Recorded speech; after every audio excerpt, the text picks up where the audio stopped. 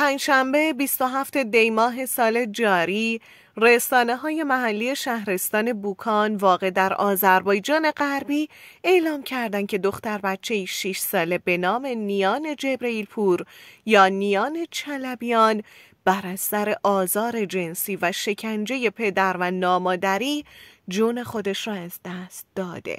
اما یک روز بعد همون رسانه‌ها و رئیس کل دادگستری اعلام کردند متهم اصلی آزار جنسی یه پسر جوان 19 ساله است و همون روز شناسایی و دستگیر شده. در بازپرسی‌های دقیق و فنی به عمل اومده توسط بازپرس ویژه این پرونده معلوم شده که پدر خانواده با خانومی روابط ناسالم برقرار کرده و برادر این خانوم با سوء استفاده از این روابط وارد اون خونه شده و کودک و مورد تعرض قرار داده.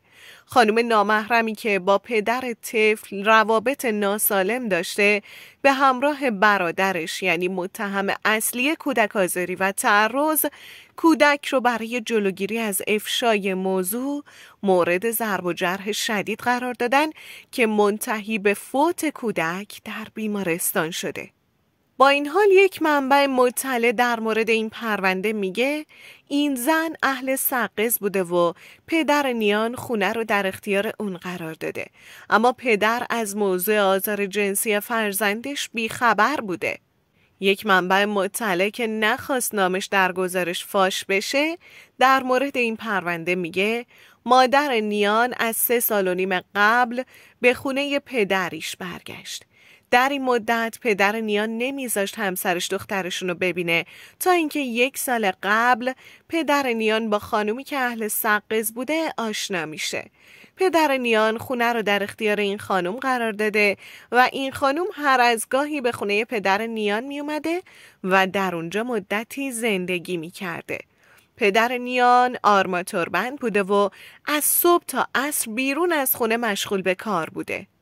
این منبع مطلع در ادامه میگه از 6 ماه قبل برادر این خانم هم پاش به خونه پدر نیان باز شده و نیان از همون 6 ماه قبل توسط برادر این خانم مورد آزار جنسی و شکنجه قرار گرفته، اما به نظر میرسه این افراد نیان و شکنجه و تهدید میکردن که به پدرش حرفی نزنه.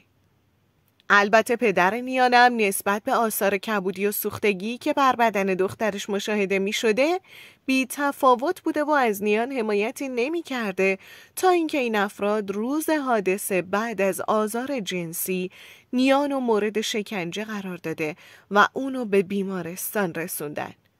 پدر نیان که در همون ابتدا فرار کرده بعد از بازگشت مجدد به بیمارستان دستگیر و سپس اون خانم به همراه مادر و برادر 19 سالش دستگیر شدن.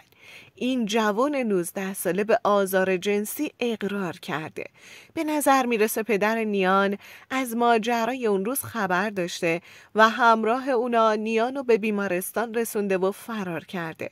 در حال حاضر پدر نیان، اون خانوم و مادرش همچنین برادر 19 ساله اون خانوم در بازداشت هستند.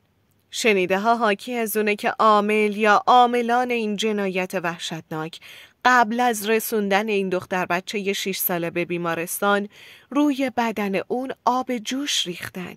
بعد از انتشار این جزئیات وحشتناک و فجیع از نیان، جمعه 5 بهمن ماه هم جمعی از مردم بوکان به خاطر مرگ خشونت آمیز این دختر 6 ساله مقابل فرمانداری این شهرستان تجمع کردند و خواهان قصاص و اشد مجازات برای متهمان پرونده شدند.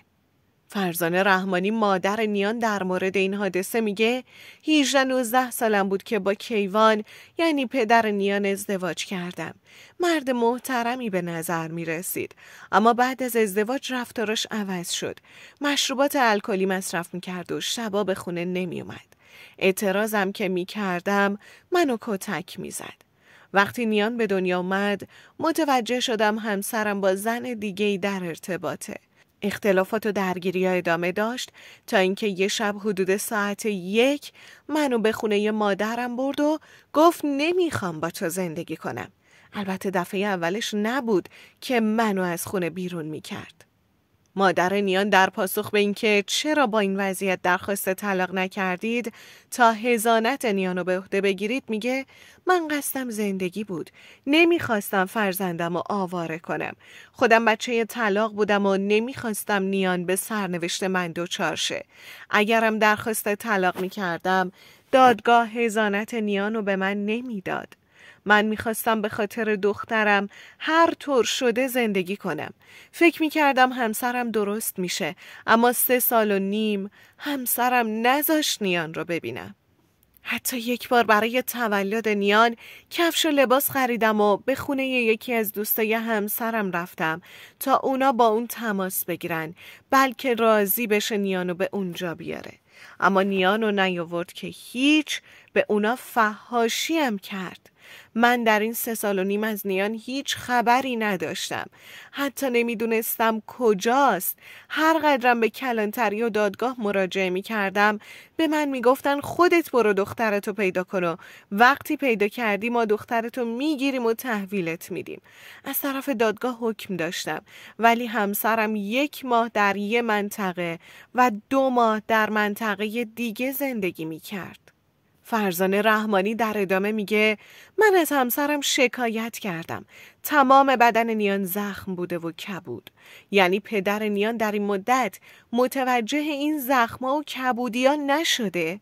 حالا هم اومدن و پسر 19 ساله‌ای رو معرفی کردن و گفتن آزار جنسی و شکنجه ها توسط این پسر صورت گرفته.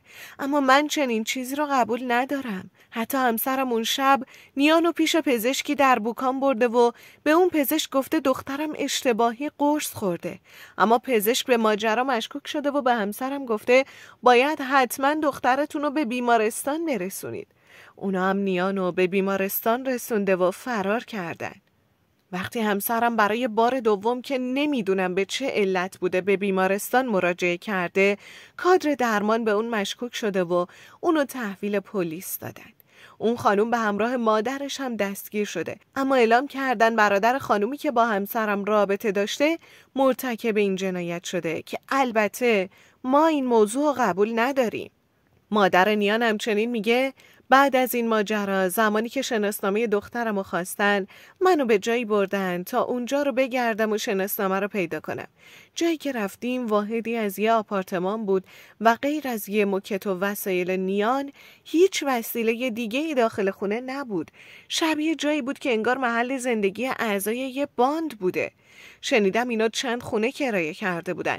نمیدونم اینا شغلشون چی بوده و چی کار میکردن. مادر بزرگ نیان همچنین اعلام کرده بود که نوش هم مورد تجاوز قرار گرفته و هم کلیه هاش از کار افتاده بود. ظاهراً پدر نیان 28 قرص به دخترش خورونده بود و باعث شده بود کلیه های نیان از کار بیفته. تمام بدن نیان پر شده بود از جای چاقو، سوختگی و بریدگی های عجیب و غریب و معلوم بود که نیان تا زمانی که فوت کرده بود عذاب و دردهای وحشتناکی رو تحمل کرده بود.